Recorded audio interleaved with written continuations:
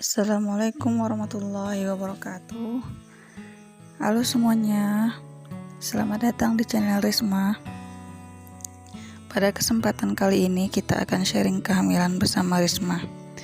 Nah, sejak menikah di tahun 2014, Alhamdulillah Allah telah memberikan anugerah kehamilan sebanyak 5 kali. Kehamilan pertama Alhamdulillah sehat-sehat saja, tapi qadarullah stop sampai di usia kandungan 26 minggu, tepatnya di bulan Februari 2015. Bahasa kekiniannya itu IUFD, yang mana artinya janin meninggal dalam kandungan. Banyak faktor sih penyebab IUFD. Ada kata dokter kandungan, penyebabnya itu karena torch, toxo, rubella, CMF, dan herpes. Tapi alhamdulillah semua tidak kena torch. Ada yang katanya kelainan hormon, terus apa lagi, beda resus, stres, terlilit tali pusar, ya bayi itu kan terlalu aktif, bisa aja sih dia terlilit tali pusarnya gitu kan, dan lain-lain. Kalau penyebab di Risma itu bisa aja diketahui dengan di otopsi bayinya, tapi Risma nggak mau dan ikhlas saja gitu kan. Asli sebenarnya sedih banget, lama banget move on dan sempat merasakan down. Risma tidak menerima dan tidak siap menerima, mendengarkan apalagi kabar kelahiran teman-teman yang barengan hamil di tahun 2015 tersebut. Tapi ketika sudah pulih, menyiapkan mental, udah berdamai dengan takdir, tidak lama kemudian akhirnya di tahun 2015 di bulan Oktober Allah titipkan kembali anugerah kehamilan yang sehat, selamat, melahirkan normal di awal puasa, tepatnya di malam 1 Ramadan ketika bidannya sedang tarawih. Itu di tahun 2016. Dan alhamdulillah sekarang anaknya sudah besar, menuju 5 tahun usianya.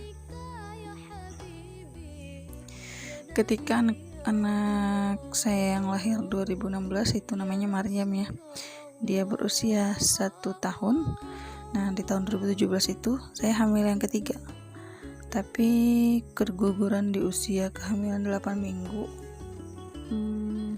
Penyebabnya pendarahan itu bisa jadi ketika anak bayi masih menyusu, saya kasih terus ya, itu perut kontraksi.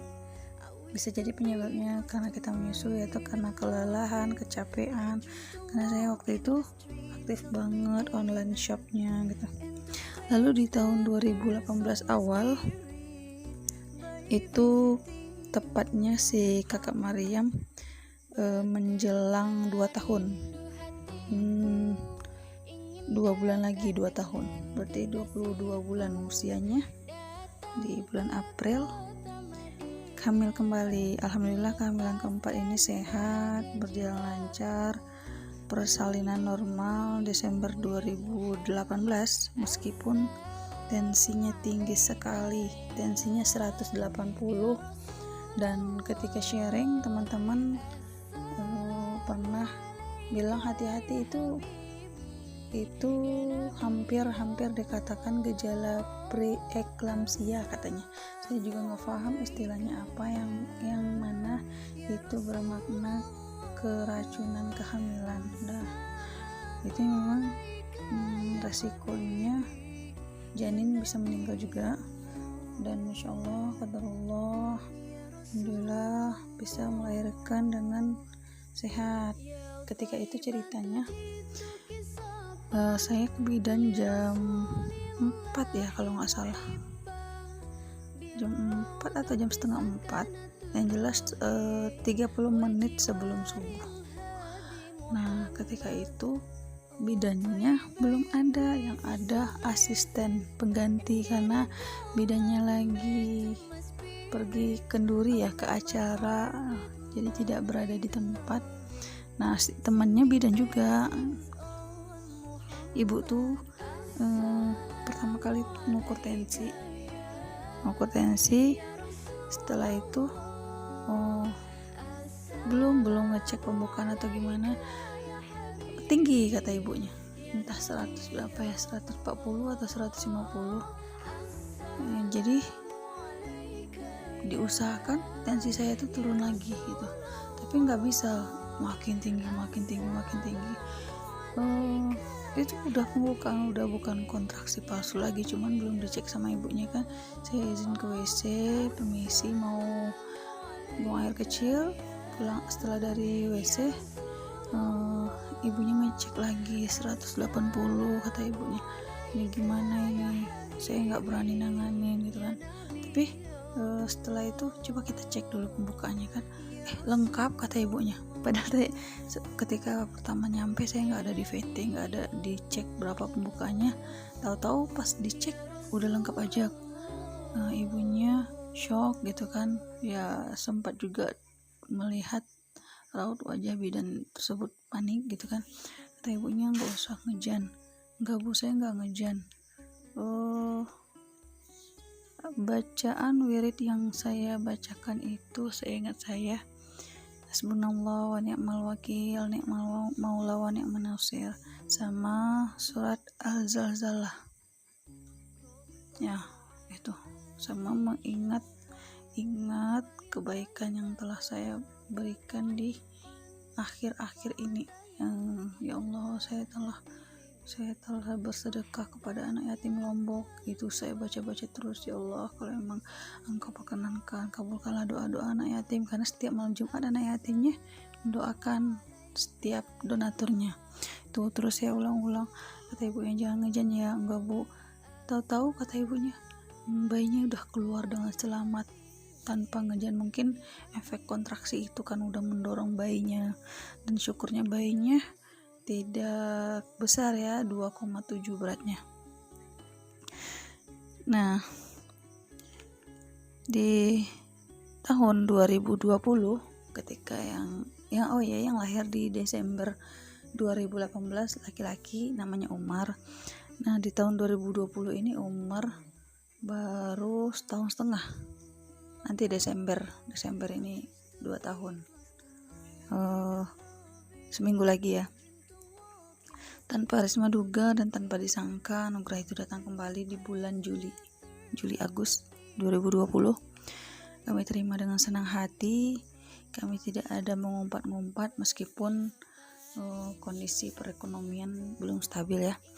Sebab ini merupakan anugerah yang sangat luar biasa di saat orang-orang di luar sana butuh waktu bertahun-tahun menantikan anugerah kehamilan ini, butuh dana jutaan, puluhan juta, bahkan ratusan juta demi bisa hamil kan.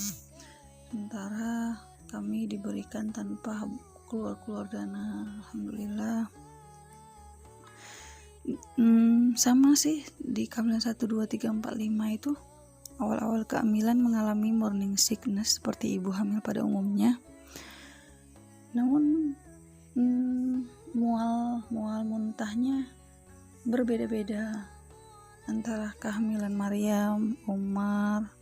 Kalau Maryam itu yang pertama lagi, yang kehamilan pertama yang IFD itu saya sambil hamil mual muntah juga, sambil PPL karena waktu itu masih kuliah. Sempat juga berjualan pempek. Nah, sementara Maryam tidak. Saya tidak mengerjakan apa-apa sama sekali karena berkaca pada pengalaman sebelumnya kan, saya tidak mau capek-capek. Nah, kehamilan ketiga saya aktif jualan online shop, sangat aktif, mempunyai grup arisan, hampir ratusan grup arisan, tapi yang aktifnya puluhan grup. Padahal sudah dibantu sama admin, cuman tetap saja gitu. Lalu ya qadarullah, keguguran, nggak sanggup janinnya, pendarahan juga. Di kehamilan keempat, kehamilan Umar, saya stop sama sekali bisnis online-nya, tidak saya jalankan.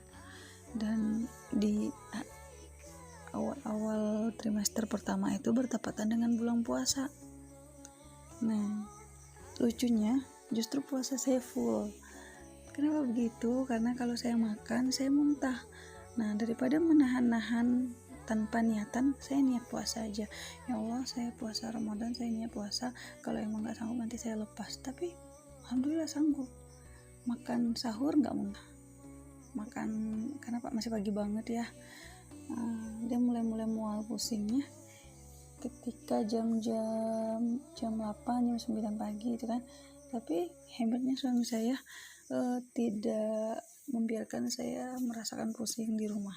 Pengapkan di rumah, apalagi orang depan rumah itu jualan udang, baunya minta ampun. Nah, selama Ramadan kami itikaf di masjid, jadi Umar merasakan suasana islami karena di bulan Ramadan ya. Di kehamilan sekarang yang kelima ya, ajaib juga. Karena apa? Karena saya terdaftar resmi sebagai santri dengan jadwal yang sangat dibilang sibuk enggak juga, cuman dengan jadwal yang jelas gitu, yang rutin. Misalnya jam 3 tahajud, terus subuhan, habis subuh zikiran, habis zikir masuk jam setengah 7 udah masuk, sampai masuk jam setengah 9, kadang jam 8, lalu istirahat sebentar, jam 10 masuk lagi belajar sampai jam 12. Lalu muntahnya kapan? Muntahnya itu setelah subuh. Misalnya saya bangun muntah jam 5, tapi kalau bangun jam 3 enggak langsung muntah. Lebih fresh ketika saya bangun jam 3. Dan ritmenya itu berubah semenjak kehamilan terus besar. Mual muntahnya tidak di pagi hari tapi malam. Mual muntah tidak parah banget, masih bisa masak, masih bisa jalan-jalan, mengerjakan rumah tangga. All shop masih jalan walaupun tidak serame biasanya gitu kan, karena slow responnya gitu. Masih bisa menjalankan belajar seperti santri biasanya. Ini luar biasa bayinya. Bisa juga menjalankan ujian semester dengan baik ketika akhir November, tanggal 20-an ya 17 November kemarin. Barakallah ya anak Umi, semoga dari rahim ini lahir anak yang tangguh, pembelajar sejati, soleh atau solehah. Kita lanjut ya. Kemarin ketika memasuki usia 18 minggu, Risma melakukan pemeriksaan USG, kata ibu bidannya, ibu dokter, alhamdulillah janinnya sehat, kuat, aktif banget, gerakannya sangat kuat. Sempat sih ditanyakan apakah ada pernah pendarahan. Risma jawab tidak pernah. Cuman bu dokternya menjelaskan bahwa ujung plasentanya sedikit di bawah nih katanya. Sempat shock juga, cuman masih berpikir positif karena usia kehamilan masih muda ya, walaupun trimester 2 masuki 18 minggu, insyaallah masih bisa muter-muter gitu kan. Doakannya teman-teman semoga ke atas lagi, semoga nanti pindah ke atas. Kita sharing dulu ya. Setelah sharing beberapa kehamilan, Risma mau sharing tentang perkembangan janin di minggu ke-17. Masa calon buah hati kini telah bertambah sekitar 171 gram. 71 gram kalau di ons kan berarti sekitar 4,97 ons. Lalu panjangnya sekitar 13 cm.